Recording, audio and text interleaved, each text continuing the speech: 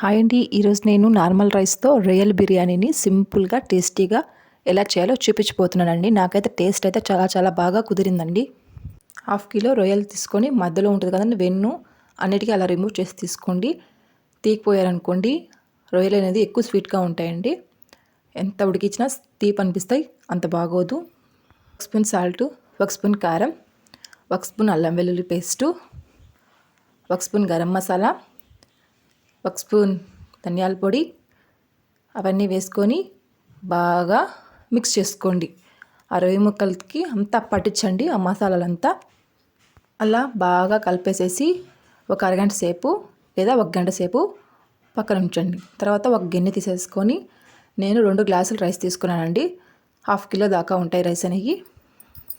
Wash చేసేసి అలా నానబెట్టేసి పక్కన ఉంచానండి. తర్వాత ఒక కుక్కర్ గిన్నె తీసుకోండి. నేనైతే కుక్కర్లో చేస్తున్నానండి. రొయ్యల బిర్యానీ అనేది చాలా తొందరగా అయిపోతుందండి. తర్వాత డీప్ ఫ్రైకి సరిపడా ఆయిల్ వేసుకోండి. ఆ దినుసులన్నీ వేసేసుకోండి. బిర్యానీ ఆకు, పట్టా, మొగ్గ, కరుక్కాయి, అనాస పువ్వు అవన్నీ వేసేసుకోండి. 2 పచ్చిమిరపకాయలు కట్ చేసేసుకోండి. అలాగే 3 ఉల్లిపాయలను కానీ అలా చిన్న చిన్న ముక్కలు కట్ చేసి వేసేసుకోండి. ఆనియన్స్ అనేది బాగా ఫ్రై అవ్వాలండి. మనము ఎంత ఫ్రై చేస్తామో మనకి రొయ్యల బిర్యానీ అనేది అంత టేస్టీగా, అంత స్మూత్గా చాలా బాగా వస్తుందండి. ఆనియన్స్ అనేది గోల్డ్ కలర్లో ఫ్రై అయిన తర్వాత 2 టమాటాలను కట్ చేసి వేసుకున్నానండి. చూడండి, టమాటాలు కానీ మగ్గిపోయాయండి. మనము ముందుగా కలిపి పెట్టుకున్నాం కదండి రొయ్యల్ని, అవన్నీ వేసుకొని బాగా కలపండి. చూడండి, నేను ఎలా కలుపుతాను, మీరు కూడా అలాగే కలపండి. మూత పెట్టేసి ఒక 5 నిమిషాల పాటు సిమ్లోనే మగ్గించండి. మగ్గించడం వల్ల ఉప్పు, కారం, మనం వేసిన మసాలాలన్నీ రొయ్య ముక్కలకి పడుతాయండి. తొందరగానే ఉడికిపోతాయండి. చూడండి, పుదీనా, కొత్తిమీర వేసుకొని బాగా కలపండి.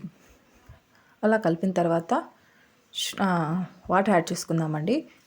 2 గ్లాసుల బియ్యంకి 3 గ్లాసుల వాటర్ అనేది కరెక్ట్గా సరిపోతాయండి. మనం నానబెట్టుకున్నాం కదండి, సరిపోతాయండి. అరగంట సేపు నానయ్యి బియ్యం అనేవి. తర్వాత 1 స్పూన్ సాల్ట్ వేసేసుకొని నీళ్లు తెల్లనివ్వండి. చూడండి, నీళ్ళని తెల్లిపోయాయి. ఇప్పుడు నేను బియ్యం వేస్తున్నానండి.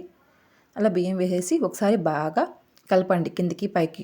అలా కలిపిన తర్వాత ఉప్పు అనేది సరిపోయిందేమో చూసుకోండి. సరిపోకపోతే ఇప్పుడు కొంచెం వేసుకోండి. కొంచెం తగ్గట్టు అనిపిస్తుందని అందుకని హాఫ్ స్పూన్ యాడ్ చేశాను. నీళ్ళు పెట్టేసేసి ఒక 2 విజిల్ రానివ్వండి.